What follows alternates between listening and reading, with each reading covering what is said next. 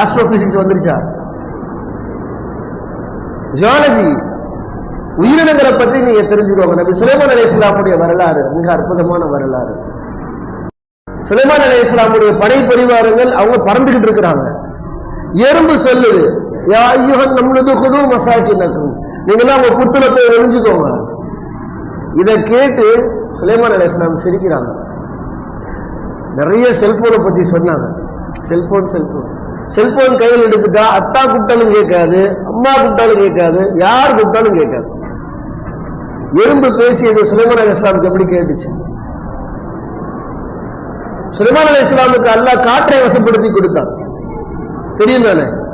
காற்றின் மூலமாகத்தான் தங்களுடைய வாகனத்தில் அவர்கள் பயணித்தார்கள்.